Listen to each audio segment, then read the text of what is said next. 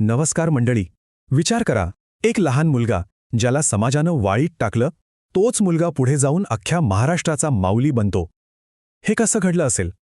चला तर मग संत ज्ञानेश्वरांच्या जन्माची, त्यांच्या आईवडिलांच्या त्यागाची आणि त्यामागच्या एका मोठ्या दैवी योजनेची ही अद्भुत कथा जाणून घेऊया. आज तो प्रश्न आहे जो आपल्याला या कथेच्या अगदी मुळाशी घेऊन जातो. या अविश्वसनीय प्रवासाची सुरुवात होते त्यांच्या जन्माच्या अत्यंत विलक्षण परिस्थितीतून, जिथे अध्यात्म आणि तत्कालीन सामाजिक नियम समोरासमोर उभे ठाकले होते. चला, आपण जरा 13व्या शतकात जाऊया. कल्पना करा, देवगिरीवर यादवांचं राज्य आहे आणि समाज अत्यंत कठोर कर्मठ नियमांनी बांधलेला आहे. अशा काळात गोदावरीच्या काठावर ही कथा आकार घेऊ लागते. तर या कथेची सुरुवात खुद्द ज्ञानेश्वरांपासून नाही तर त्यांच्या वडिलांपासून होते. आपेगाव नावाच्या गावचे एक मोठे विद्वान विठ्ठलपंत कुलकर्णी, त्यांच्यापासून. विठ्ठलपंत मोठे ज्ञानी होते, गृहस्थाश्रमी होते. पत्नी रुक्मिणीबाईंसोबत त्यांचा संसार सुरू होता. पण त्यांच्या मनात वैराग्याची एक जबरदस्त ओढ होती.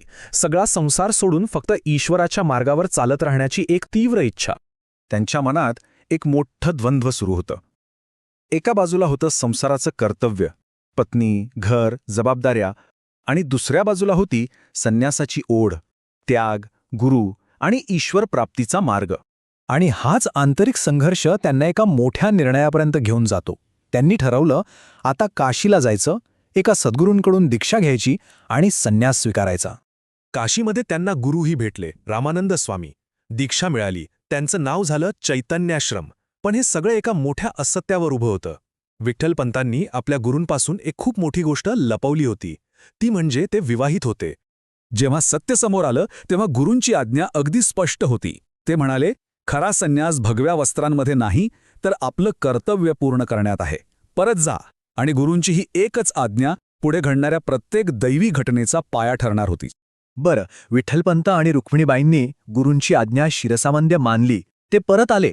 पण इथल्या समाजाने याकडे आज्ञापालन म्हणून पाहिलंच नाही. त्यांच्यासाठी हे धर्मभ्रष्ट आचरण होतं. त्या काळातला समाज इतका कर्मठ होता की त्यांना हे समजण्यापलीकडचं होतं. संन्यास घेतलेला माणूस परत संसारात कसा येऊ शकतो?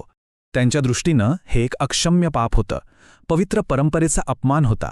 मग काय, स्थानिक ब्राह्मण सभेने निर्णय सुनावला आणि तो अत्यंत कठोर होता. या जोडप्यावर संपूर्ण सामाजिक बहिष्कार टाकण्यात आला. आणि बघा, हा बहिष्कार म्हणजे काही साधंसुधं दुर्लक्ष नव्हतं. नाही, याचा अर्थ होता मंदिराचे दरवाजे तुमच्यासाठी कायमचे बंद. कुठल्याही धार्मिक कार्याला, अभ्यासाला परवानगी नाही. लग्नकार्य, सुखदुःख कशातच तुम्हाला स्थान नाही.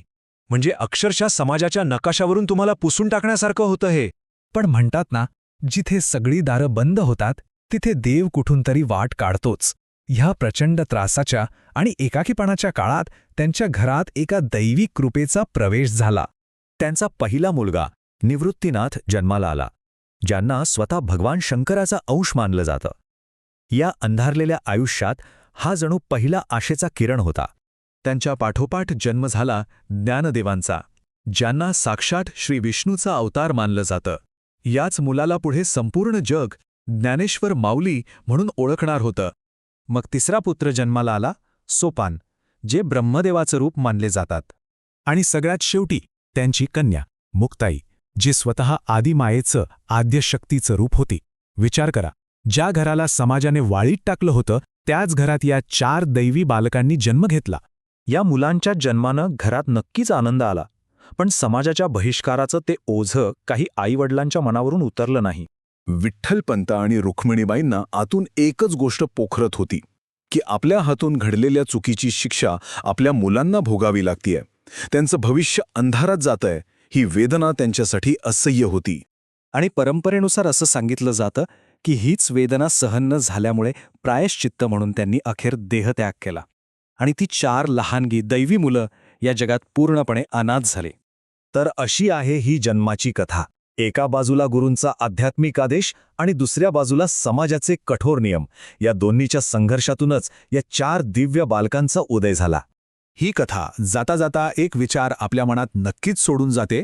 कधीकधी आपल्या आयुष्यात जी गोष्ट आपल्याला आज शिक्षा वाटते, तीच गोष्ट कदाचित भविष्यातल्या एखाद्या मोठ्या कृपेचं बीज तर नसेल.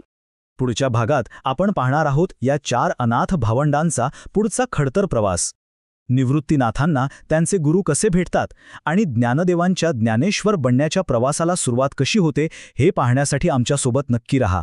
उत्पत्ती आणि नियतीची ही कथा जर आपल्या मनाला भावली असेल तर या अद्भुत प्रवासाचे पुढील भाग पाहण्यासाठी आम्हाला लाईक, शेअर आणि सबस्क्राईब करून नक्की पाठिंबा द्या. धन्यवाद.